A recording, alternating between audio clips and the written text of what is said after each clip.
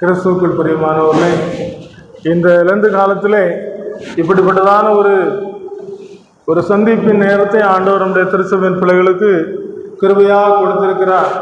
இந்த கூட்டத்திற்கு ஆரம்பமாக ஒரு சில பாடல்களை பாடி ஆண்டவர் நமக்காக செய்கிற அவருடைய விலை மதிக்க முடியாத அந்த அன்பை நாம் நினைத்து பார்க்கிறதுக்கு இந்த இடத்துல கூடி வந்து இந்த நாளிலும் அவருடைய அன்பின் மூலமாக அவரோடு ஐக்கியப்படுவதற்கு அவருடைய கிருபை செய்யும்படியாக அவருடைய மகத்துவத்தையும் அவருடைய வல்லமையும் நினைத்து பார்த்து இந்த தேவாலயத்திலே நாம் ஒரு சில பாடலை பாடுவோம்.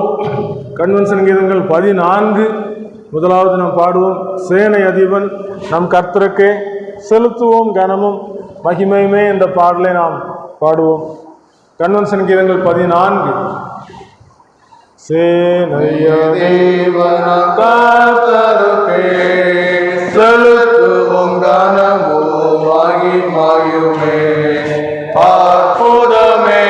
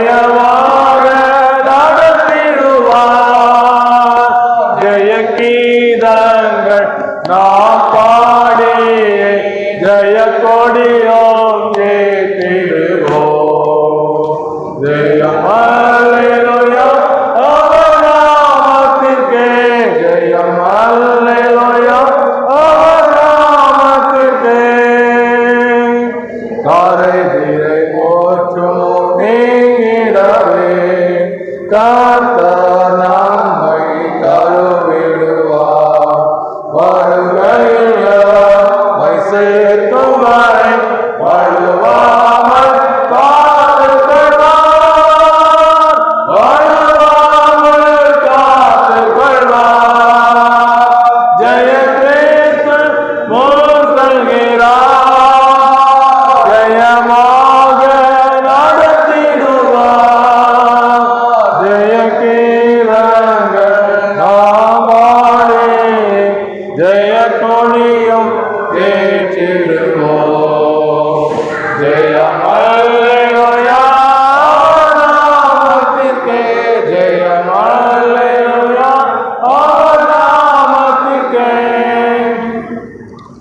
இயேசு இந்த உலகத்துக்கு வந்து 33 வருடம் உலகத்தில் வாழ்ந்து வெற்றி பெற்றான். மரணத்தை ஜெயித்தான், பாதாளத்தை ஜெயித்தான், பரிசுத்தமாய் வாழ்ந்தான். மனிதனால் பரிசுத்தமாய் வாழ முடியாது என்று சொன்ன அந்த வாழ்க்கையில பரிசுத்தமாய் வாழ்ந்து முன்மாதிரி நமக்கு காண்பித்து பரிசுத்தமாய் வாழ்ந்து சாத்தானை ஜெயித்து விட்டான். ஆனால் சாத்தான் இந்த உலகத்தில் எல்லா பாவங்களையும் பலிக்கு பெருக செய்து கொண்டிருக்கிறான். இயேசுவை சோதித்தது போல இன்றைக்கு நமக்கும் இந்த சோதனை காலங்களை வைத்தார். ஆனால் இயேசு சொல்லியிருக்கிற நான் உலகத்தை ஜெயித்தேன் என்று சொல்லியிருக்கிறார். ஆகையினால் ஜெயித்த ஆண்டவர் கொல்கதாமலைக்கு சென்றார். அதை நினைவு கூறுகிற ஒரு பாடல் 97வது கன்வென்ஷன் கீதம் 97. கொல்கதாமலையிலே சென்றார். அவரை அடித்து அவரை கொன்று அவரை இதோடு முடித்தார் என்று சொல்லி சாத்தான் நினைத்தான். அவருடைய காலை நசுக்கினான். ஆனால் சாத்தானின் தலையை நசுக்கி விட்டார். கொல்கதாவே கோலை மரமே கோர மரணம் பராய் மனமே கொல்கதாவே கோலை மரமே கோர மரணம் பராய் மனமே கோர மனிதர் கொலை செய்வார் கோர காட்சி பார்மனமே கோர மனிதர் கொலை செய்வார் கோர காட்சி பார்மனமே கோர காட்சி பார்மனமே கொல்கதாவே கொலை மரமே கோர மரணம் பாராய் மனமே கந்தை அணிந்தார் நிந்தை சுமந்தார் கல்வ நடுவில் கொலை மரத்தில் கந்தை அணிந்தார் நிந்தை சுமந்தார் கல்வ நடுவில் கொலை மரத்தில் எந்தனை மீட்க இத்தனை பாரேன் எந்தன் ஜீவனாயகா எந்தனை மீட்க இத்தனை பாரேன் எந்தன் ஜீவனாயகா எந்தன் ஜீவனாயகா கொல்கதாவே கொலை மரமே கோர மரணம் பாராய் மனமே என்னை மீட்ட கொலை மரமே அன்னையே நான் என்ன செய்வேன் என்னை மீட்ட கொலை மரமே அன்னையே நான் என்ன செய்வேன் என்னை உமக்கே ஒப்புவித்தேன் என்னுமாய் வாழ என்னை உமக்கே ஒப்புவித்தேன் என்னுமாய் வாழ என்னுமாய் நான் வாழ கொல்கதாவே கொலை மரமே கோர மரணம் பராய் மனமே வானம் பூமி ஒன்றாய் இணைந்த வல்ல தேவா உமக்கே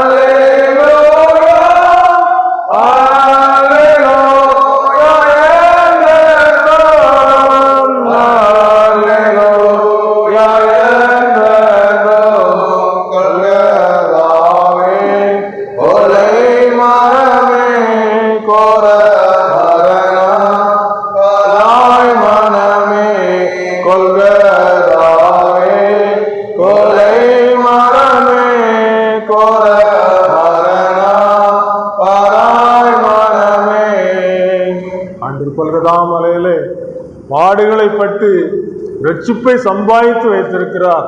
யாரெல்லாம் அதை விசுவாசத்தோடு நோக்கி பார்க்கிறார்களோ, உள்ளம் உருகி உடைந்து இருதயத்தை ஒப்பு கொடுக்கிறார்களோ, அவள் எல்லாரையும் புது சிருஷ்டியாக மாற்றிக்கொண்டிருக்கிறார். ஒருவன் கிறிஸ்துவுக்குள் இருந்தால் புது சிருஷ்டி என்று சொல்லப்பட்டிருக்கு. பழையவைகள் ஒளிந்து போயின, எல்லாம் புதிதாயின. பழைய சாயல் ஆதாமின் சாயல், கீழ்ப்படியாமல் போன சாயல். இயேசுவின் சாயல் சிலுவை மரத்து வரைக்கும் கடைசி வரைக்கும் கீழ்ப்படிந்தவராகி ஒப்பு கொடுத்தார். அந்த ஆண்டவரிடத்தில் கேட்கிற ஒரே ஒரு காரியம், என்னை நேசிக்கின்றாய். கன்வன் சங்கீதங்கள் 249வது கன்வன் சங்கீதம். சிலுவையிலே ஆண்டவரை பார்த்து கேட்கிற ஒரு காரியம்.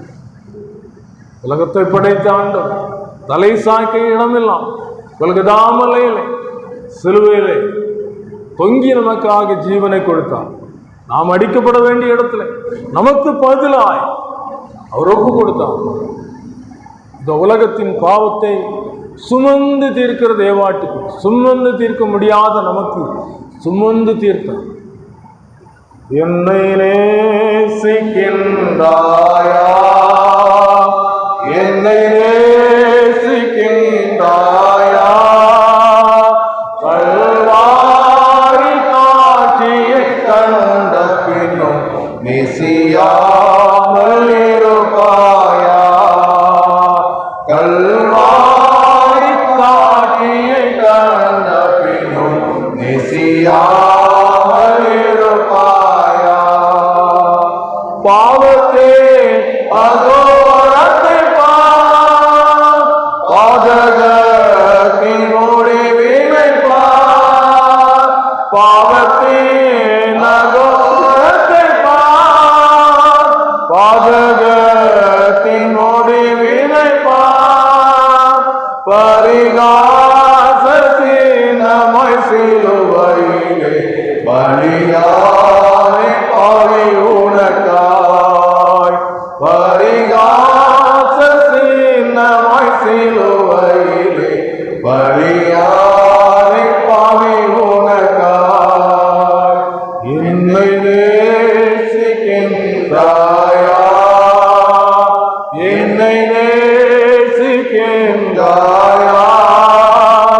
கல்வாரி காட்சியை கண்ட பின்னும் நேசியாமல் இருப்பாயா, கல்வாரி காட்சியை கண்ட பின்னும் நேசியாமல் இருப்பாயா, பாவம் பரிசுத்தனா பாசி உன்னை அழைக்கின்றார், பாவம் பரிசுத்தனா பாவி உன்னை அழைக்கின்றார், உன் பாவம் யாவும் சுமப்பினின்றே பாதம் தன்னில் இலை பாரவான், உன் பாவம் யாவும் சுமப்பினின்றே பாதம் தன்னில் இலை பாரவான்.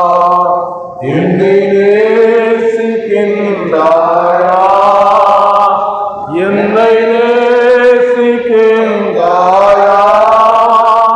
கல்வாரி காட்சியை கண்ட பின்னும் நேசியாமல் இருப்பாயா, கல்வாரி காட்சியை கண்ட பின்னும் நேசியாமல் இருப்பாயா, பாடங்கோமி படைத்திருந்தார், பாடினேன் உன்னை இழந்ததினார், பாடங்கோமி படைத்திருந்தார், பாடினேன் உன்னை இழந்ததினார், தேடி ரட்சிக்க பிதா என்னை அனுப்பிடவே ஓடி வந்தேன் மானிடனாய், தேடி ரட்சிக்க பிதா என்னை அனுப்பிடவே ஓடி வந்தேன் மானிடனாய்.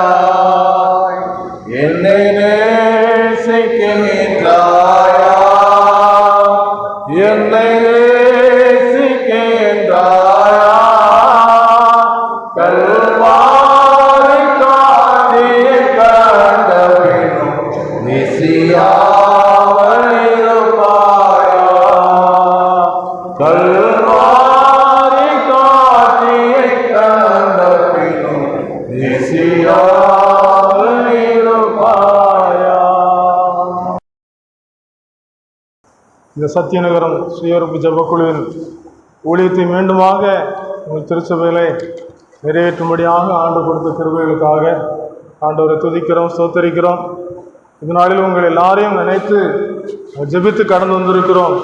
இந்த திருச்சபையின் ஒவ்வொரு அங்கத்தினரும் ஆசீர்வதிக்கப்படுவதற்காக எங்கள் வீடுகளை சந்தித்தோம். இரவு கூட்டத்தில் நல்ல தேவனுடைய அன்பின் பாடல்களை பாடி சாட்சியை கேட்டோம். ஒரு சில வசனங்களை மாத்திரம் சிந்தித்து ஆண்டவரத்தில் நம்மை திரும்பமாக புதுப்பித்து கொண்டு அவருடைய புது பலத்தோடு கூட இந்த உலகத்தில் தொடர்ந்து ஓடுவதற்கு ஒப்பு கொடுப்போம். பாவத்தின் பாரத்தினால் கவித்திடும் பாவி என்னை நின் கிருபை பிரவாகத்தால் தேற்றிடும் இயேசுநாதா, நின் கிருபை பிரவாகத்தால் தேற்றிடும் இயேசுநாதா. கெட்ட குமாரனை போல் துஷ்டன் அலைந்தேன் அப்பா, நின் அன்பை உணராமல் துரோகம் நான் செய்தேனே, நின் அன்பை உணராமல் துரோகம் நான் செய்தேனே.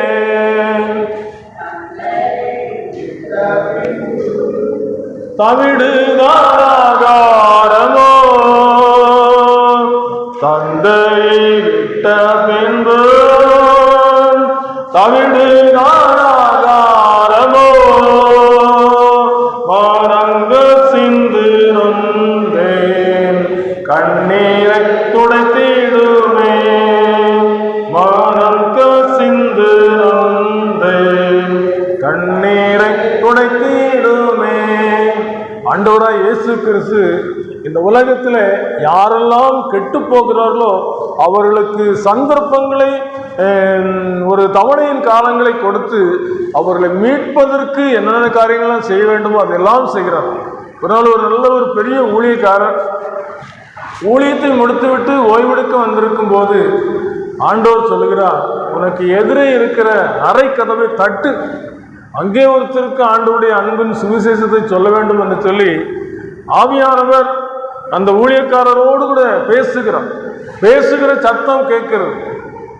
அந்த ஊழியக்காரர் சொல்கிறார், ஆண்டவரே எனக்கு நல்லா ஊழியம் செய்துவிட்டு நான் ஓய்வெடுக்க வந்து விட்டேன், காலையில் முடித்த உடனே முதல் வேலையாக அந்த அறை கதவை தட்டி அங்கிருக்கிறவருக்கு சுவிசேஷத்தை சொல்லிவிடுகிறேன் என்று சொல்லிவிடுகிறார். இரண்டாவது முறையும் ஆவியானவர் சொல்லுகிறார், உனக்கு எதிரே இருக்கிற அதே அறை கதவை தட்டு என்று சொல்லி அக்கறைப்படுத்தி சொல்லுகிறார். ஒரு திரும்பமாக சொல்லுகிறார், ஆண்டவரே நான் நிறைய ஊழியங்கள் செய்துவிட்டு களைப்போடு வந்திருக்கிறேன், நாளைக்கு சொல்லுகிறேன் சொல்லி அவர் சொல்லிவிட்டார். திருப்பி மூன்றாவது முறையும் ஆவியானவர் சொல்லுகிறார், எப்படியாவது அந்த அறக்கதவை தட்டுப்பா, ஒரே ஒரு மாத்திரம் தட்டீரன்னு சொல்லி சொல்லும்போது இவர் அப்படி அதை கேட்காம அசந்து தூங்கி விட்டார். திடீரென்று அந்த அறையில் ஒரு பெரிய ஒரு அமளி, ஒரு பெரிய சத்தம் கேட்கறத பார்த்து திடீர்னு இவன் முடித்து பார்க்கிறார். எதிரறையில் இருந்த மனிதன் தன்னுடைய வாழ்க்கையை முடித்து கொண்டான். இன்னைக்கு இந்த இந்திய தேசத்தில் ஏராளமான கூட்டங்கள் தேவனுடைய அன்பை அறியாமல், ரட்சிப்பை பெற்றுக்கொள்ளாமல், ஏன் இந்த உலகத்தில் வாழ்கிறேன், ஏன் இந்த உலகத்தில் வாழ வேண்டும் என்று சொல்லி வாழ்க்கையின் முடிவை நோக்கி ஓடிக்கொண்டிருக்கிற ஏராளமான கூட்டங்கள் இருக்கிறார்கள். அவர்களுக்கு இயேசு உனக்காக மரித்தார், இயேசுவின் பாவத்தை சுமந்தார் என்று சொல்லி சொல்லுகிற ஒரு குரலை மிஷனரி ஸ்தாபனங்கள் மூலமாக தேவன் சொல்லிக்கொண்டே இருக்கிறார். இஸ்ரவேல் மக்களுக்கு ஆண்டவர் ஒரு வார்த்தை சொல்லுகிறார். எரேமியா 4:14 சொல்லப்பட்டிருக்கிறது, எருசலேமே நீ ரட்சிக்கப்படும்படிக்கு உன் இருதயத்தை பொல்லாப்பற கழுவு, எந்த மட்டும் அக்கிரம நினைவுகள் உன் உள்ளத்திலே தங்கும் என்ற ஒரு வார்த்தை அவர் சொல்லுகிறதை, தீர்க்கதரிசி மூலமாக சொல்லுகிறதை நாம் பார்க்க முடியும். எருசலேமில் வாழ்ந்த மக்கள் அந்த தலைநகரத்தில் தேவன் இருக்கிற அந்த ஆலயத்தை தொழுது கொள்ளுகிறவராக காணப்பட்டார்கள். எருசலேம் ஆலயத்தின் சிறப்பை குறித்து நமக்கு தெரியும். தாவீது ராஜா எருசலேம் ஆலயத்துக்கு போகும்போது மிகுந்த மகிழ்ச்சியோடு புறப்பட்டு போறார் என்று சொல்லப்படுகிறது. எருசலேமே, வாசல்களில் எங்கள் கால்கள் நெருக்கலாயிற்று என்று சொல்லி சந்தோஷமாக சொல்கிறார். கர்த்தருடைய ஆலயத்துக்கு போவோம் வாருங்கள் என்று சொல்லும்போது மகிழ்ச்சியாக இருந்தேன் என்று சொல்கிறார். ஏனென்று சொன்ன மகிழ்ச்சி எதற்காக வருகிறது சொன்னால், கர்த்தருடைய ஆலயத்திலே கர்த்தர் இருக்கிறார். ஏசாயா தீர்க்கதரிசி கடந்து போகும்போது உயரமும் உன்னதமான சிங்காசனத்திலே தேவாலயம் மகிமையுள்ளவராய் காணப்படும் அந்த பரம காட்சி, அந்த பரிசுத்த காட்சியை பார்க்கும் பொழுது அவருடைய வஸ்திரத்தின் தொங்கலால் ஆலயம் நிரம்பி இருந்தது. அவருடைய வஸ்திரம் பரிசுத்தமானது. பரிசுத்தமுள்ள அந்த வஸ்திரத்தின் தொங்கல் ஆலயத்தை நிரப்பிட்டு, இந்த பரிசுத்த ஆலயத்துக்குள்ளே நாம் வரும் பொழுது நான் பாவி என்று சொல்லி நம்மை உணர்த்துகிற ஒரு காரியம் இருக்கிறது. ஆவியானவர் நமக்கு உணர்த்துகிறோம். இன்னைக்கு நம்ம ஆவியானவருடைய காலத்துக்குள்ள வாழ்ந்து கொண்டிருக்கிறோம். ஆவியானவர்கள் எந்த காலத்திலே நம்முடைய ஆவிக்குரிய பிரகாரமாக துளிர் விடக்கூடிய சில காரியங்களை நமக்கு செய்கிறார். அந்த ஜெபத்தில் ஒரு காரியம் சொன்னார்கள், இந்த வருஷமும் இருக்கட்டும், சுற்றிலும் கொத்தி எருபொழுகிறேன் என்று சொல்லி தோட்டக்காரரை பார்த்து பரிந்து பேசுகிற ஒரு குரல் இன்னைக்கு ஆண்டவர் நமக்காக பரிந்து பேசிக் கொண்டிருக்கிறார். ஒருவன் பாவம் செய்வானால் நீதிபரனாயிருக்கிற இயேசு கிறிஸ்து நமக்காக பிதாவிடத்தில் பரிந்து பேசுகிறேன். ஏனென்று சொன்னால், பாவம் ஆபத்தானது. பாவத்தை செய்கிற மனிதனுக்கு அதனால் எந்த லாபமும் இல்லை. ஆகினாலும் ஆண்டவர் இயேசு கிறிஸ்து சொல்லும் போது, மனுஷன் உலகம் முழுவதையும் ஆதாயப்படுத்தி கொண்டாலும் தன் ஜீவனை நஷ்டப்படுத்தினால் என்று சொல்கிற வார்த்தைக்கு அர்த்தம் என்ன? இந்த உலகத்தின் மேல் நம்பிக்கை வைத்து அதுதான் எனக்கு ஜீவன் என்று சொல்லி வாழ்கிற வாழ்க்கை. 1912ஆம் வருடத்துல டைட்டானிக் என்ற ஒரு கப்பல் புறப்பட்டது. நிறைய கோடீஸ்வரர்கள் இருந்தாங்க. கப்பல் மோதி விபத்துக்குள்ளானது. மூழ்கக்கூடிய நேரத்தில் ஏராளமான பணத்தை வைத்திருந்தவங்க பணத்தை எடுப்பதற்காக அவர்கள் யோசித்தனர். ஜீவன் தப்ப வேண்டும், இந்த கப்பல் மூழ்கி கொண்டிருக்கிறது, உயிர் தப்பி பிழைக்க வேண்டும் என்று சொல்லி அவர்கள் பிரயாசப்பட்டார்கள். பிரயாசப்பட்டு ஒரு சிலர் தப்பிக்கொண்டார்கள். தப்பிக்கொண்டவர்கள் பாக்கியசாலி. இன்னைக்கு இந்த உலகத்தில் பாவத்தினால் மனிதனுடைய வாழ்க்கை சின்னாபின்னமாகி விடுகிறது. பாவத்தினாலே மனிதன் அமிழ்ந்து கொண்டிருக்கிறான். பாவம் எப்படிப்பட்டது தெரியுமா? ஒரு மனுஷன் ஒரு ஆட்டுக்கு கொலையை காமிச்சு கச்சாப்பு கடையில் கொண்டு கட்டி அவத்தின போயிடுவான். உள்ள ஒரு ஆடு இருக்கும்போது வெளியே நிற்கிற ஆட்டுக்கு அப்பதான் தெரியும், தெரியாத இடத்துக்கு வந்துட்டோமே. பயங்களும் திகில்களும் போராடுகின்றதே என்று சொல்லி இந்த உலகத்தில் பயங்களும் திகில்களும் போராடி கொண்டிருக்கிற அந்த சூழ்நிலையில இந்த ஆடு கட்டப்படுகிறது. ஆனால் ஆத்மா அழியாதே, மாம்சம் அழிந்திடுமே, அவசரம் ரட்சிப்பின் செய்தி சொல்லப்பட வேண்டுமே. எந்த மட்டும் உன் அக்கிரம நினைவுகள் இடத்துல தங்கு நீ சுத்திகரிக்கப்பட வேண்டும். ஏன்னு சொன்னா நம்முடைய குடியிருப்போ பரலோகத்தில் இருக்கிறது. இந்த பரலோகத்துக்கு ஒரு மனுஷன் செல்வதற்கு தான் ஒரு சுத்திகரிப்பு. இன்னைக்கு விமானத்தில் ஏற்றுவாங்க. விமானத்தில் ஏற்றுறதுக்கு முந்தி மெடிக்கல் செக்கப்பு எல்லாம் செக்கப் எடுத்து விமானத்தில் பயணம் செய்யறதுக்கு ஒரு ரெடியா ஆயத்தம் இருந்தால் ஏற்றுவாங்க. ஆயத்தம் இல்லைன்னா இறக்கி விட்டுவாங்க. ஏதாவது தவறு கண்டுபிடிக்கப்பட்ட ஏற முடியாது. இதே போல இந்த திருச்சபையில பரிசுத்தத்தை குறித்து ஆவியானவர் நம்முடைய ஊழியக்காரர் மூலமாக நிறைய காரியங்களை கற்றுக் கொடுத்து கொண்டிருக்கிறார். இன்னைக்கு கடலுக்குள்ள மீன் இருக்குது. அந்த மீன் கடல் நிறைய உப்பா இருந்தாலும் அந்த மீனுக்குள்ள உப்பு இருப்பது இல்லை. இந்த உலகம் முழுவதும் பாவத்துக்குள்ள இருக்குது. அந்த இயேசு கிறிஸ்துவின் பிள்ளைகள் பாவத்தின் பாரத்தினால இந்த உலகத்தில் ஆண்டவருடைய அந்த ஊமையின்படி அந்த இளையகுமாரன் சென்று தன்னுடைய வஸ்திரம் அழுக்காகப்பட்டு அவனுடைய அந்த தனித்து போகிற தன்மையினாலே அவனுடைய வாழ்க்கையிலே ஆசீர்வாதத்தை இழந்து, ரட்சிப்பை இழந்து, தனி மனிதனாக ஒரு பன்றிக்கு போடுகிற ஒரு தவிடு கூட கிடைக்காதவனாக நின்ற நிலைமை. அது எதற்காக என்று சொல்லி பார்க்கும் பொழுது இந்த பரிசுத்தத்தை பெறாமல் பாவியாக பரிசுத்தத்தை இழந்து வாழுகிற ஒரு வாழ்க்கை வாழும் பொழுது ஆனால் பரிசுத்தத்தை ஆண்டு எப்படி கொடுக்கிறான்னு சொன்னால், சுத்திகரிக்கப்படுவதற்கு இந்த திருச்சபையில் நமக்கு என்ன உண்டு பண்ணி வைத்திருக்கிறான்னு சொன்னால், அவருடைய வசனத்தை நாம் வாசித்து சிந்தித்து பார்க்கும் பொழுது அந்த பரிசுத்தம், அந்த சுத்திகரிப்பு எப்படி உண்டாயிருக்கிறது என்று சொல்லி நாம் பார்க்கும் பொழுது எபேசியர் 1 அதிகாரம் 7 வசனத்திலே சொல்லப்பட்டிருக்கிறது. அவருடைய கிருபையின் ஐஸ்வர்யத்தின்படி இவருடைய இரத்தத்தினாலே பாவ மன்னிப்பாகி மீட்கு இவருக்குள் நமக்கு உண்டாயிருக்கிறது. அவருடைய கிருபையின் ஐஸ்வர்யத்தின்படியே இவருடைய இரத்தத்தினாலே. இன்னைக்கு உலகத்துல எத்தனையோ காரியங்களை சுத்திகரிப்பதற்கு எத்தனையோ விதமான பவுடர்கள், எத்தனையோ விதமான காரியங்கள் சொல்லப்படும். மனுஷனுடைய பாவம் மன்னிக்கப்பட வேண்டும் என்று சொன்னால், அவன் சுத்திகரிக்கப்பட வேண்டும் என்று சொன்னால், சுத்திகரிக்கப்படுவதற்கு ஒரே ஒரு காரியம் செய்து ஆக வேண்டும். குற்றவாளிக்காக ஒரு குற்றவாளி ஜாமீன் கொடுக்க முடியாது. ஒரு குற்றவாளிக்காக ஒரு நீதிமான் அங்கே பொறுப்படுத்திக் கொண்டால் அந்த குற்றவாளி விடுவிக்கப்படுவான். இதே போல எல்லாரும் வழி விலகி ஏகமாய் கட்டுப்பானார்கள். நமக்குள்ளே எல்லா மனிதருக்குள்ளும் பாவம் மேற்கொண்டு விட்டது. எந்த மார்க்கமும் நம்மை ரட்சிக்க முடியவில்லை. ஆகினால்தான் அகத்திய முனிவர் சொல்லுகிறார், வணங்குவாய் ஜெகஜோதி ஒருவனாகி மாநிலத்தை ஒரு நொடியில் வகுத்து மண்ணின் குணமான சம்சாரம் ஒன்றில்லாமல் குவலயத்தில் தான் விதித்து குருவாய் வந்து தவத்தை காட்டி அன்பான சித்தர்களை இருத்துவிட்டு அகண்ட ஸ்தலம் சென்றவரை அண்டுவாயே என்று சொல்லி அகத்திய முனிவர் சொல்லியிருக்கிறார். ஒரே ஒருவர் தான் வணக்கத்துக்குரியவர், இந்த உலகத்தை படைத்தவர். அவர் இந்த உலகத்துக்கு வந்தார். தனக்கு ஒரு சம்சாரத்தை அவர் தேடவில்லை, தவத்தை காண்பித்தார். சீசர்களை இந்த சுவிசேஷத்தை சொல்லும்படி அனுப்பினார். காத்திரங்கள் சொல்லிவிட்டு அகண்ட ஸ்தலம் சென்று விட்டார். மீண்டும் வரப்போகிறார்.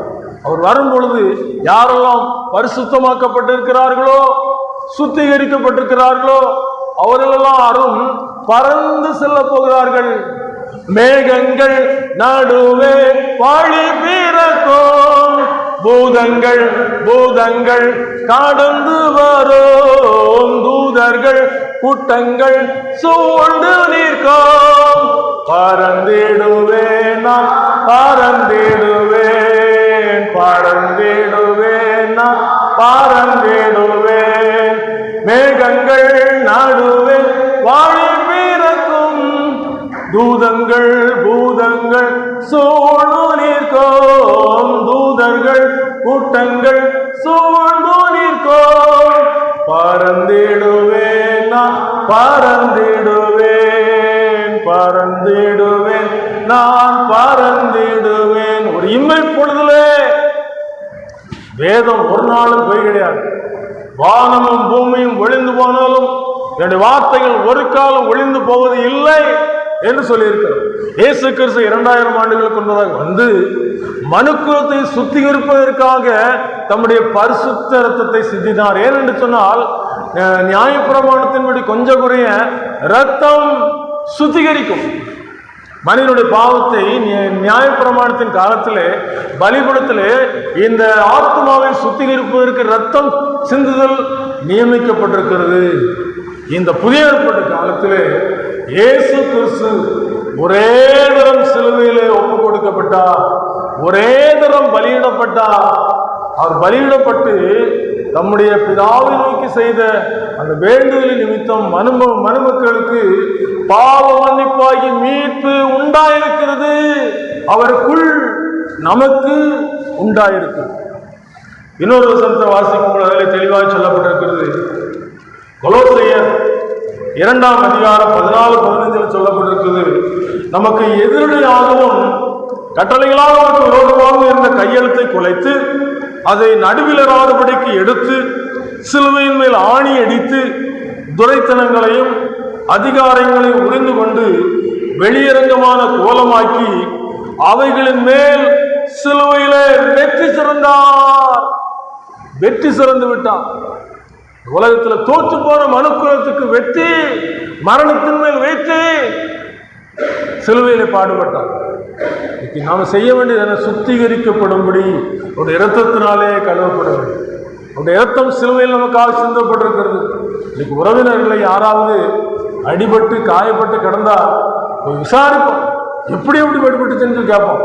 இதே போல சிலுவையிலே ரத்தம் சிந்தி நமக்காக மீட்பை உண்டாக்கி தரும்படியாக பாடுபட்ட ஆண்டவரிடத்திலே விசுவாசத்தோடு போய் முழங்கால் பிடிட்டு நொறுங்குண்ட இதயத்தோடு, அப்பா நான் செய்த பாவம், என்னுடைய மீறுதல், என்னுடைய அக்கிரமம், இதற்காக நீர் பலியாகி இருக்கிறீரே என்று சொல்லி என்னைக்காவது போய் சிலுவை நோக்கி பார்த்து கேட்டிருக்கிறோமா? சிலுவை உயர்த்தப்பட்டிருக்கிறது கோபுரத்திலே. காரணம் என்ன? வெற்றியின் சின்னம். இயேசு ஜெயித்து விட்டார். இயேசுவை விசுவாசிக்கிறவர்கள் ஜெயிக்கும் பொழுது ஆண்டவர் என்ன செய்கிறார்? வெளிப்படுத்தல் 3:5 சொல்லப்பட்டிருக்கிறது, ஜெயங்கொள்கிறவனுக்கு வெண்வஸ்திரம் தரப்பிக்கப்படும். இளையகுமாரனுக்கு ஒரு உயர்ந்த வஸ்திரம் தரப்பிக்கப்பட்டது. இயேசுவுக்கு கொடுக்கப்பட்டிருக்கிற வஸ்திரம் அது பரிசுத்த வஸ்திரம். அவர் மார்பருக பொற்கச்சை கட்டிக்கொண்டு நின்றார்னு சொல்லப்பட்டிருக்கிறது. அவருடைய பாதங்கள் உலைக்களத்தில் காய்ந்த அந்த வெண்கலம் போல இருந்தது. அவருடைய முகம் பிரகாசிக்கிற சூரியனை போல இருந்தது, அக்னி ஜுவாலையாக இருந்தது. அவருடைய தோற்றம் ஒரு வல்லமையான தோற்றம். அதை பார்த்த உடனே நான் செத்தவரை போல விழுந்தேன் என்று சொல்லி அந்த யோவான் சொல்லுகிறதை பார்க்க முடியும். அவருடைய வஸ்திரத்தின் தொங்கலால் தேவாலயம் நிறைந்திருந்தது. இதுக்கு நம்முடைய இருதயமானது தேவன் தங்குகிற ஒரு ஆலயம். இந்த ஆலயத்துக்குள்ளே அவர் வரும் பொழுது அவருடைய பரிசுத்தத்தின் வஸ்திரம் நமக்குள்ளே சுத்திகரிக்கிற வல்லமை உள்ளதாக மாறுகிறது. நான் அவருக்கு தேவனாயிருப்பேன், அவர்கள் எனக்கு குமாரனும் குமார்த்தியுமாயிருப்பார்கள். பயப்படுகிறவர்கள் மற்ற பொய்யை நம்புகிறவர்கள் எல்லாரும் புறம்பே இருப்பான்னு சொல்லப்பட்டிருக்கு.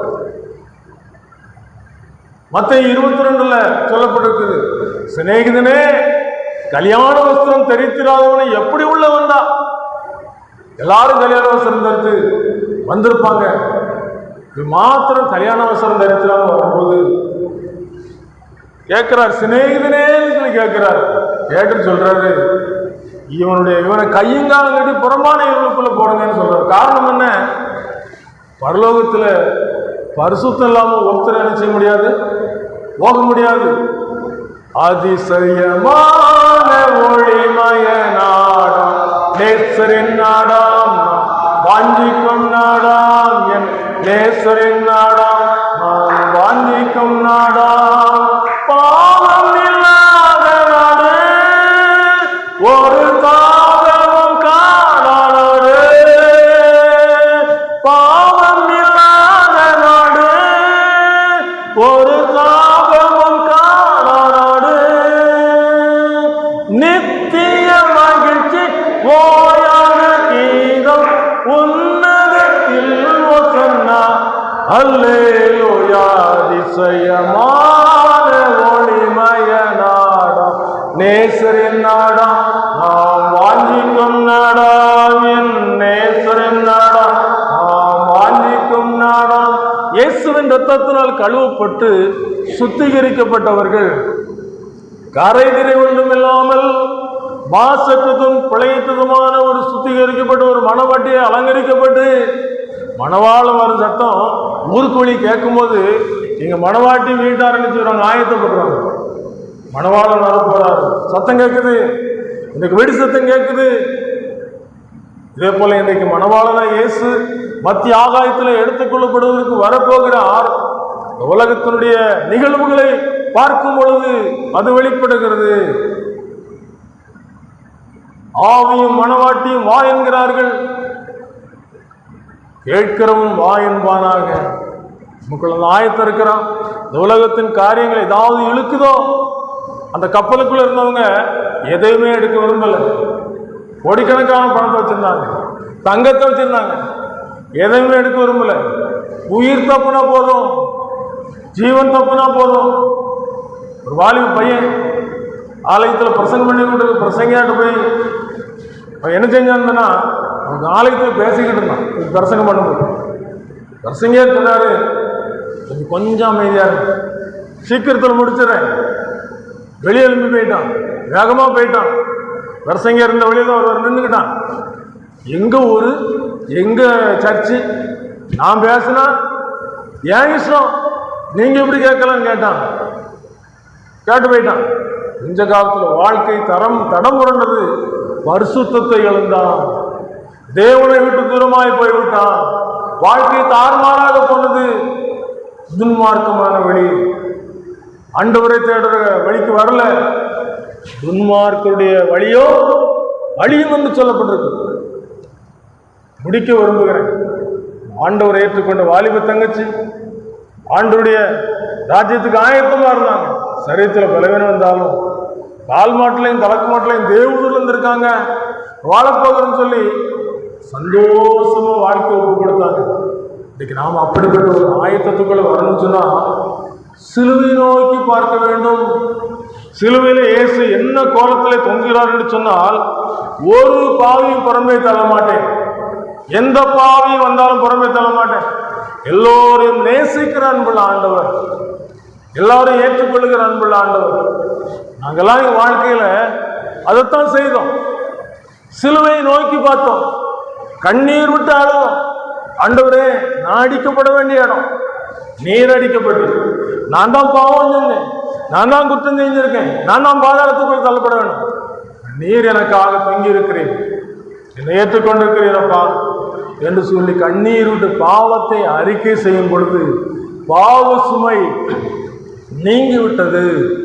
சிலுவை சுமந்தராய் சீசனாகுவோம், சிலுவை சுமந்தராய் சீசனாகுவோம், சிந்தை வாழ்விலும் தாழ்மை தரிப்போம், நிந்தை சுமப்பீனும் சந்தோஷம் கொள்வோம். இயேசு தாங்குவார், அவரே சுமப்பார், ஒருபோதும் கைவிடவே மாட்டார்.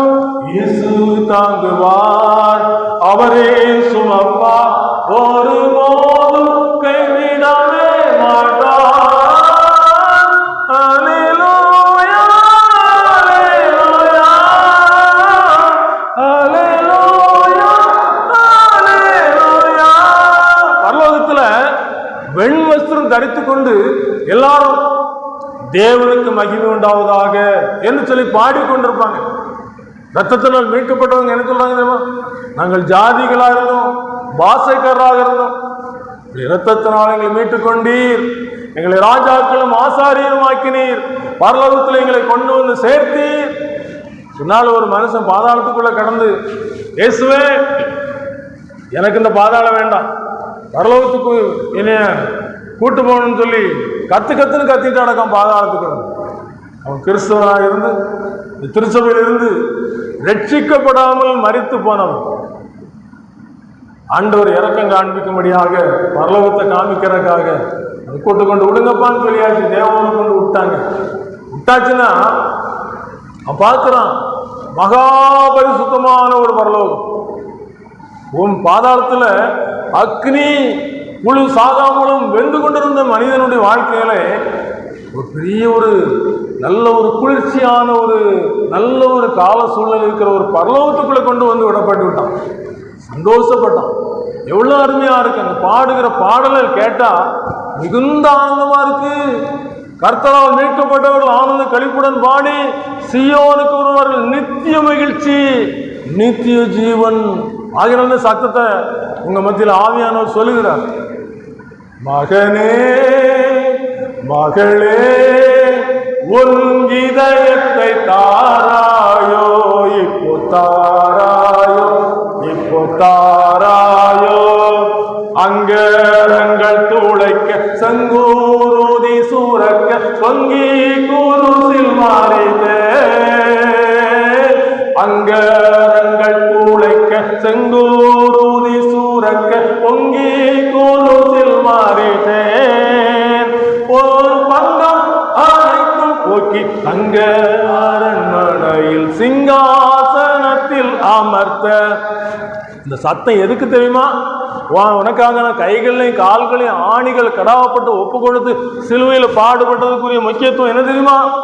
உன தங்க அரண்மனையில அமர்த்துவதற்கு. தங்காம அரண்மனை சொல்லும் பொழுது அந்த பக்தன் பாடும் பொழுது நகரத்தின் மீது எங்கும் தங்கமா இருந்துச்சு. தேவாலயத்துக்கு 12 வாசல், 12 வாசலும் 12 முத்துக்களா இருந்துச்சு. பிரகாசமாய் ஜொலித்துக் கொண்டு ஆகினால்தான் பரம எருசலேம் பரலோகத்திலிருந்து இறங்கியவன் ஜோதியாய் ஜொலிக்க கண்டேன். அப்படிப்பட்ட இடத்துக்கு நித்திய காலமாய் வாழ வைப்பதற்கு தான் இந்த ஆவியானவர் நமக்கு சொல்லுகிற ஒரே ஒரு காரியம், இருதயத்தை பொல்லாப்பற கழுவு, சுத்திகரிக்கப்படுவதற்கு சிந்தப்பட்ட ரத்தம் அது வீண் போகல. உலகமான சுயஞானத்தினாலே தேவனை அறியாதிருக்கையில் பைத்தியமாய் தோன்றுகிற பிரசங்கத்தினாலே விசுவாசிகளை ரட்சிப்பதற்கு தேவனுக்கு பிரியமாயிற்று. உலகமான சுயஞானத்தினால் தேவனை அறிந்து கொள்ள முடியவில்லை, தேவன் எப்படிப்பட்டவர்னு சொல்லி அறிந்து கொள்ள முடியவில்லை. ஆகினாலே பைத்தியமாய் தோன்றுகிற பிரசங்கம், இந்த பிரசங்கத்தை கேட்கிறவங்க பைத்தியமா கத்திக்கிட்டு இருக்கிறான்னு சொல்லி நினைக்கக்கூடிய இந்த பிரசங்கத்தினால இந்த ரட்சிப்பை வெளிப்படுத்துறதுக்கு, விசுவாசிகளுக்கு வெளிப்படுத்துறதுக்கு, யாரெல்லாம் விசுவாசிக்கிறாங்களோ கர்த்தராகிய இயேசு கிறிஸ்துவை விசுவாசி, அப்பொழுது நீயும் உன் வீட்டாரை ரட்சிக்கப்படுவீர்கள். எதுக்கு? ஒரு பெரிய ஆபத்து இருக்கையா, உலகத்துல மரணங்கிற அந்த காலம். ஒரு நாள் இயேசு இந்த உலகத்துல திருடன போல வருவேன்னு சொல்லி இருக்கிறாரு. அவர் வரும்போது யாரெல்லாம் ஆயத்தமா இருக்கிறாங்களோ, ஒருவன் வயல 2 பேர் வயலில் இருப்பான், ஒருவன் ஏற்றுக்கொள்ளப்படுவான். திருக்கிற 2 ஸ்திரீகளும் ஒருத்தி ஏற்றுக்கொள்ள, ஒருத்தி கைவிடப்படுவாங்க. நீங்கள் நானும் தப்புன்னு சொன்னா என்ன செய்யணும்? இன்றைக்கே ஆண்டோட போய் என்ன செய்யணும்? அண்டிக் கொள்ளணும். நல்ல செய்தி இயேசுவை நோக்கி ரட்சிப்பார், நம்பி வந்து அவரை நோக்கி ரட்சிப்பார். எந்த பாவி ஆயினாம் தள்ள மாட்டேன் என்கிறார், துரோகம் செய்த போதிலும் நோக்கி ரட்சிப்பார். நோக்கி பார்த்தா போதும். பழைய ஏற்பாட்டு காலத்துல இஸ்ரவேல் ஜனங்களை கொள்ளிவாய் சர்ப்பம் தீண்டும் போது செத்துக்கிட்டே இருந்தாங்க. மோசை நோக்கி முறையிட்டாங்க, சர்ப்பம் வருது, தீண்டாங்க, செத்துக்கிட்டு இருக்கோம். ஆண்டவர் சொன்னார், ஒரு வெண்கல சர்ப்பத்தை உண்டு பண்ணி அந்த உயரத்தில் வை, அதை நோக்கி பார்க்கிறவங்க பிழைச்சிக்கிடுவாங்க. இன்றைக்கு இந்த உலகத்தின் மக்கள் எல்லாருக்கும் ஒரு மீட்பு, ஒரு விடுதலை, ஒரு ரட்சிப்பு, ஒரு பரலோகத்தின் சந்தோஷம், ஒரு மகிமையின் சந்தோஷம். ஒரு நாள் இங்கிலாந்து தேசத்துல ஒரு பெரிய பணக்காரர் ரட்சிக்கப்பட்டார். ரட்சிக்கப்பட்டு நிறைய வீடுகளுக்கு சொந்தக்காரர், நிறைய பேருக்கு காசு பணம் நிறைய கொடுத்து நிறைய மக்களுக்கு உதவி செய்திருக்கிறார். அந்த பணத்தை அவங்க திருப்பி கொடுக்குற பத்திரத்தை வாங்கி வச்சிருந்தார். இவர் இயேசு கிறிஸ்து இலவசமாக சிலுவையிலே பாடுபட்ட நமக்கு மீட்பை தந்த அந்த அன்பை உணர்த்தும்படியாக ஒரு நாள் சொன்னாரு, இத்தனாம் தேதி இந்த லாட்ஜில் இருப்பேன், 12 மணி வரைக்கும் டைம், யாரெல்லாம் வந்து உங்க கடன் பத்திரத்தை கொண்டு வர்றீங்களோ உங்களுக்கு ஒரு விடுதலை, ஒரு மன்னிப்பு. அத்தனாம் தேதி வந்துச்சு, எல்லாரும் கூட்டம் கொண்டாங்க. ஒருத்தர் உள்ள போல, ஒருத்தரும் உள்ள வெளியே கூட்டமா நிற்கிறாங்க. 2 வயதானவங்க தூரத்துல இருந்து வந்தாங்க, நிறைய கடன் பட்டிருந்தாங்க. ஐயா, கடன் மன்னிக்கிற இடம் இதானே? ஆமா, இதுதான். யாருக்காவது கடன் மன்னிக்கப்பட்டிருக்கா? இல்ல. ஏன் மன்னிக்கப்படல? ஒருத்தர் உள்ள போல வெளியே நிற்கிறோம். சரி, நாங்க ரொம்ப கஷ்டப்பட்டோம், கடன்ல ரொம்ப கஷ்டப்பட்டோம், தூரத்துல வந்திருக்கோம், உள்ள போறோம், மன்னிச்சாலும் சரி, பிடிச்சு வச்சாலும் சரி. போயிட்டாங்க உள்ள போனவன அந்த மனுஷன் சந்தோஷத்தோடு வரவேற்று அவங்க கடன் பத்திரத்துக்கு சோப்புமை போட்டு கோடு போட்டு சிலுவையிலே நமக்கு எதிரடியாகவும் கட்டளைகளாகவும் விரோதமாக கையெழுத்தை குலைத்து இவைகளை எடுத்து சிலுவையிலே ஆணி அணித்து சிலுவையிலே வெட்டி சிறந்து தந்த ஆண்டவரை போல பத்திரத்தில் இருந்த கடன் மன்னிக்கப்பட்டு ஒரு விடுதலை கொடுக்கப்பட்டது. சந்தோஷம் வெளியே போகணும். கொஞ்சம் இருங்க, 12 மணி வரைக்கும் டைம் கொடுக்கப்பட்டு யாரெல்லாம் வர்றாங்களோ அவங்களுக்கு மன்னிப்பு கொடுத்துடலாம். 12 மணி ஆச்சு. அதுக்கு முந்தைய அவங்க வெளியே இருக்கிறவங்க நினைச்சாங்க, வசமும் மாட்டிக்கிட்டாங்க 2 பேரும், நம்ம நல்ல வேலை போகணும்னு நினைச்சாங்க. இவங்க 12 மணிக்கு வெளியே வந்தாங்க பாருங்க, சந்தோஷமா துள்ளிட்டு வந்தாங்க. இயேசுவுக்கா எல்லா பாடும் எங்கும் சகித்த, இயேசுவுக்கா எல்லா பாடும் எங்கும் சகித்த, சுத்த பரிசுத்தரெல்லாம் துள்ளி சாடி பாடுவா, சுத்த பரிசுத்தர் எல்லாம் துள்ளி சாடி பாடுவார். அன்னைக்கு தான் தெரியும் யாரெல்லாம் ஜெயித்திருக்காங்களோ அவங்களுக்கு அந்த ரட்சிப்பின் சந்தோஷம். துள்ளி சாடுவாங்க. ஏன் அந்த உலகத்தின் அசந்தங்களுக்கு தப்பி நான் பிழைத்துக் கொண்டேன், நான் மீட்கப்பட்டு கொண்டேன், பரலோகத்துக்கு வாழ போகிறேன், முடிக்க போகிறேன். ஆண்டவருடைய சத்தம் உங்களுக்கு துணித்துக் கொண்டிருக்கு. அந்த மரணங்கிற அந்தகாரம் நினையாத நேரம், மனுஷகுமாருடைய வருகை நினையாத நேரம், அதற்கு இடையில சிலுவையின் அன்பு, சிலுவை நோக்கி பார்க்க சொல்லக்கூடிய ஆவியானுடைய அன்பு உந்தி தள்ளி கொண்டிருக்கு. எப்படி சோதமுகார பட்டணத்தை அழிக்கும் போது அந்த தூதர்கள் நீ ஜீவன் தப்போன்னு சொல்லி துரிதப்படுத்தினாங்களோ, இதே போல இன்றைக்கு ஆவியானவர் சபைகளுக்குள்ள வந்து துரிதப்படுத்துறார். நீ தப்பி வைத்துக்கொள், ஆத்மா தப்பணும், ஜீவன் தப்பணும். தப்பித்துக் கொள்றதுக்கு என்ன செய்யணும்? நோக்கி பார்க்கணும். பூமியின் எல்லையெங்கும் உள்ளவர்களே என்னை நோக்கி பாருங்க, பார்த்தா போதும். மனுஷகுமாரனுடைய அந்த சாயல் அந்த கேடு அடைந்தது. நிறைய சொல்லலாம், முடிக்க விரும்புகிறேன். அந்த தாய் நெருப்புக்குள்ள போய் குழந்தைய காப்பாற்றுறதுக்கு போகும்போது அந்த முகலாம் வெந்து போச்சு. குழந்தையை காப்பாற்றிய இது போல மனுக்குலத்தை காப்பாற்றுவதற்காக பாதாளுக்கு சென்று இயேசு அவருக்கு விரும்பப்படுத்துறதுக்கு ரூபம் இல்லை. அந்த கேடு அடைந்திருந்தார். அவர் நம்முடைய பாடுகளுக்காக அடிக்கப்பட்டு நொறுக்கப்பட்டு இருந்தார். நமக்கு சமாதானத்தை கொண்டு கொள்ளும் ஆக்கினை அவர் மேல் வந்தது. மனுஷன் எதெல்லாமோ நம்பிக்கிட்டு இருக்கிறான். எல்லாம் ஒரு நாள் கைவிடும். மனுஷனுடைய வாழ்க்கை புல்லுக்கும் பூவுக்கும் நிழலுக்கும் நிற்காமல் போகிற மேகத்துக்கும் ஒப்பாய் இருக்கிறது. அவளை வெள்ளம் போல் வாரிக்கொண்டு போகிறீர், நித்திரைக்கு ஒத்திருக்கால் சொல்லி சைன்யம் 90 சொல்லப்பட்டிருக்கு.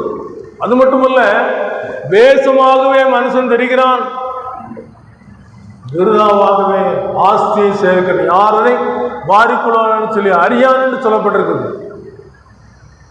ஆகையினால் இன்னைக்கு இந்த நல்ல ஒரு சந்தர்ப்பத்தை பயன்படுத்தி இந்த ரட்சிப்பை சொந்தமாக்கி கொண்டு இப்படி ஆத்மா விலை மதிக்க முடியாத ஆத்மாவுக்கு விலையேறப்பட்ட ரத்தத்தை சிந்தின ரத்தத்தின் மூலமாக சுத்திகரிக்கப்பட்டு மணவாட்டியாக அவருடைய ராஜ்யத்துக்குள் பிரவேசிப்பதற்கு ஒப்பு கொடுத்து ஆயத்தமா இருக்கிறேன், ஆயத்தமா இருக்குன்னு சொல்லக்கூடிய ஒரு ஆசீர்வாதத்தை ஆவியானவர் நமக்கு தந்து நம்மை அவருடைய ஜெபத்தின் மூலமாக அவருடைய பக்கமாக இழுத்துக்கொண்டு நம்மை அந்த உயர்வுக்கு நேராக உன்னதத்துக்கு நேராக நடத்தும்படி அவர் நமக்காக ஒப்பு கொடுத்த போல நாமும் ஒப்பு கொடுப்போம்.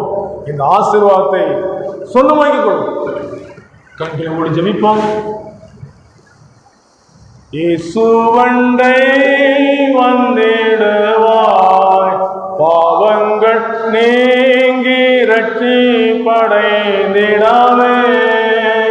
சிலுவையிலே உன் பாவங்கள் போக்கிடவே மரித்தார், சிந்தனை செய்து இந்த விளை வராயோ, இயேசுவண்டை வந்திடுவாய், பாவங்கள் நீங்கி ரட்சிப்படைந்திடவே.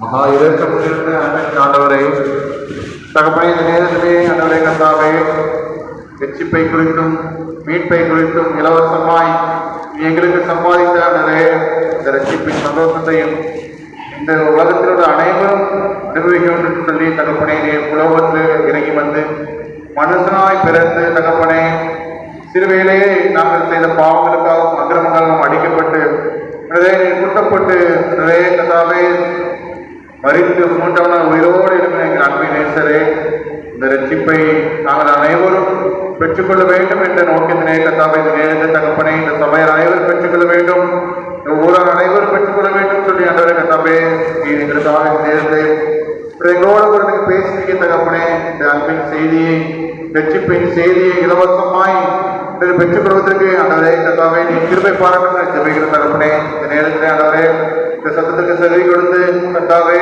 நோக்கி பார்க்கிற அனைவரும் பாக்கியமாக்கள் தகப்பனே, இதை நோக்கி பார்க்கிறவர்கள் மீட்கப்படுவார்கள் கூட தகப்பனே, ஆண்டவரே நேரத்தை கர்த்தர் நல்லவரும் கர்த்தாவை மன்னிக்கிறவரும் கர்த்தாவை நோக்கி கூப்பிடுகிற யாவரும் தயை பொறுத்த தெய்வமா இருக்கிறது பாடியால் நோக்கி பார்க்கிற யாவரும் கிருபையும் கொடுக்க ஜெபிக்க தகப்பனே அவர்களுக்கு அந்த இலவசமாய் இந்த ரட்சிப்பையும் சந்தோஷத்தை சமாதானத்தை பெற்றுக் கொள்வதற்கு கிருபைகளை அருள்படியாக நாங்கள் ஜெபிக்கிறோம். கர்த்தாவே ஒருவன் சத்தத்தை கேட்டு கதவை திறந்தால் நாம் அவனோடு வாசம் பண்ணுவேன் போஜனம் பண்ணுவேன் சொன்ன தேவன் என்னிடத்திலே உங்களுடைய சத்தத்துக்கு செவி கொடுத்து உங்களுடைய இருதய கதவை திறக்கிற ஒவ்வொரு இடத்திலும் பிரவேசித்து சமாதானத்தையும் சந்தோஷத்தையும் இந்த ரட்சிப்பின் அனுபவத்தையும் தேவனாய கருத்தை அனுபவப்பட நாங்கள் ஜெபிக்கிறோம்.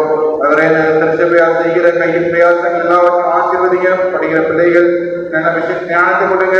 கர்த்தாவே அவர்கள் எடுக்கிற முயற்சிகள் எல்லாவற்றும் மேன்மை பாராட்ட ஜெபிக்கிறோம். அவரை கர்த்தாவே இவர்களை நாளும் துதியை சொல்லி வருவார்கள் என்று சொன்னது போல கர்த்தாவே உடைய பிள்ளைகள் அனைவரும் உடைய துதியை சொல்லி வருவதற்கு ஆண்டவர் கிருபை பாராட்ட ஜெபிக்கிறோம். எல்லா துதி கனம் மகிமை எல்லாவற்றும் அங்கே செலுத்துகிறோம். இப்ப கிறிஸ்துவின் ஜெபங்களும் ஜீவனும் பிதாவே.